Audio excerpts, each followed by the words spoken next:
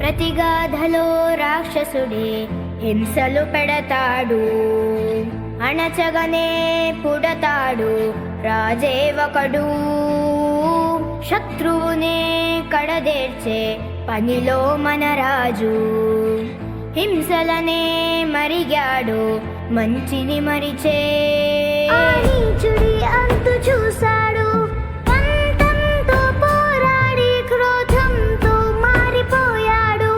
తానే ఒక రక్కసుడై సాధించే గుణం ఉండాలి, బలవంతుడైన ఎదిరించాలి. మీ ఓర్పు నేర్పునిక చాటాలి, గెలవాలంటే మన్నించాలి.